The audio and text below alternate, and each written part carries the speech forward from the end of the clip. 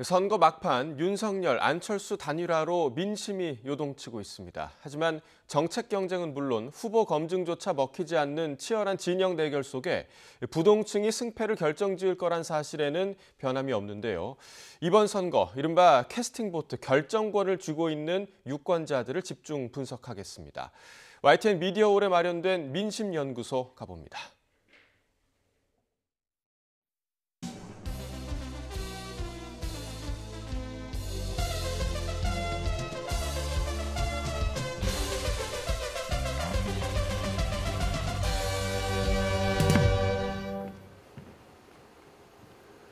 대부분의 선거는 부동층의 선택이 당선자를 정합니다. 그런데 부동층은 투표를 포기한 기권층이 아닙니다. 오히려 끝까지 고민하고 선택하는 신중하면서도 적극적인 유권자들이죠. 여론조사 공표가 금지되기 전 마지막 조사를 보면 부동층 비율은 20% 안팎입니다. 그런데 이건 윤석열, 안철수 후보의 단일화 이전 조사입니다. 지금은 안 후보 지지자들이 이 부동층 대열에 상당수 합류했을 것으로 보이고요. 기존 부동층들은 단일화라는 갑작스러운 선거 구도의 변화를 지켜보며 더 혼란스러워졌을 수도 있고 오히려 마음을 정했을 수도 있습니다. 분명한 건 야권 단일화가 부동층의 마음에 어떤 형태로든 불을 질렀다는 거겠죠. 우리나라 선거는 이렇게 매번 역동적이고 다른 양상을 보입니다. 특히 이번에는 부동층의 주류가 바뀌었습니다. 과거와는 달리 소득 수준이나 지역, 성별이 아닌 연령대, 즉 세대가 부동층의 키워드입니다. 네, M과 Z. 이번 20대 대선 부동층을 상징하는 알파벳입니다. 먼저 M을 볼까요? 새천년이라는 뜻의 밀레니얼의 머리 글자를 따왔습니다. 1982년에서 1997년 사이에 태어나서 2000년대 들어 성인이 된 연령층입니다.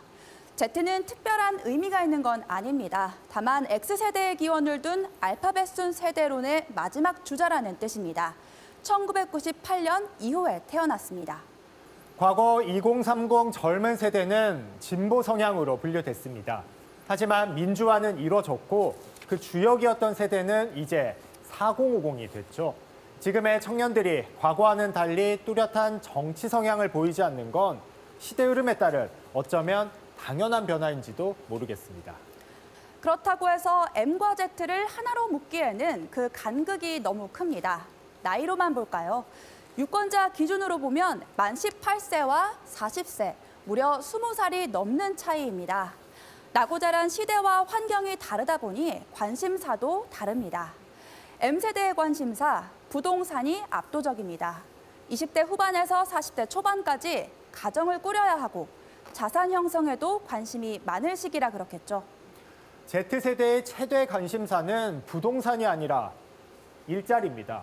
취업이라는 좁은 문 앞에서 고민하는 예비 사회인들이 대부분이기 때문입니다.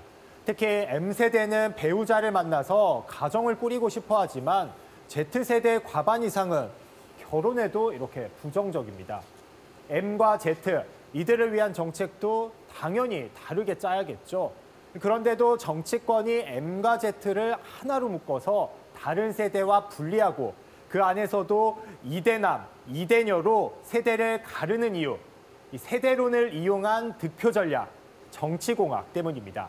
지역주의와 다름없는 우리 정치의 병폐입니다.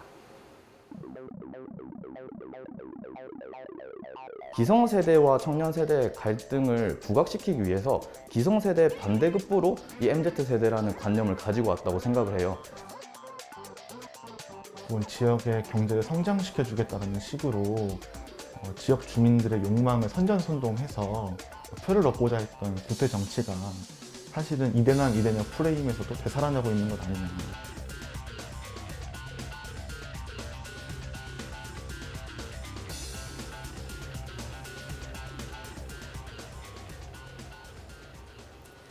부동층으로 분류되지는 않지만 선거를 결정지을 이른바 게임 체인저, 자영업자입니다.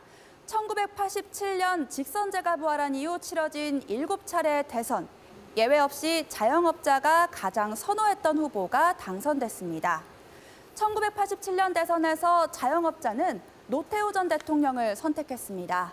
외환위기가 닥쳤던 1997년 대선에는 김대중, 이회창, 이인재 후보까지 이렇게 득표 순위까지 적중했습니다.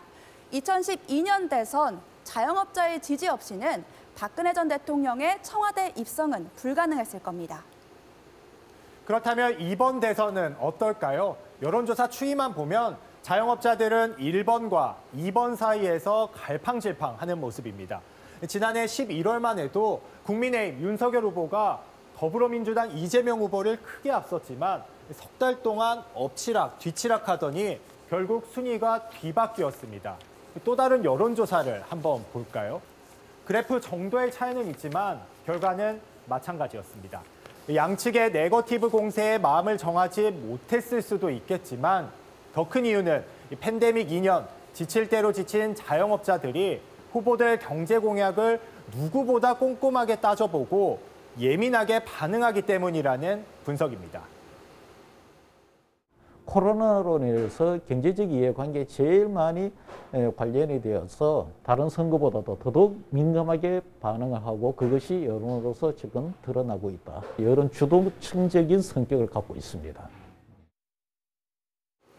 그렇다면 투표를 아예 포기한 기권층은 어떨까요? 투표하지 않겠다는 기권층에게 그 이유를 물었더니 마음에 드는 후보가 없어서 그렇다는 응답이 무려 55%를 넘었습니다.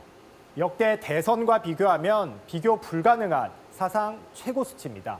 최근 조사를 봐도 투표 포기 이유, 마음에 드는 후보를 찾지 못했기 때문이라는 답이 압도적입니다. 언론은 여기에 역대급 비호감 선거라는 딱지를 붙였고 정치권은 네거티브로 일관했습니다.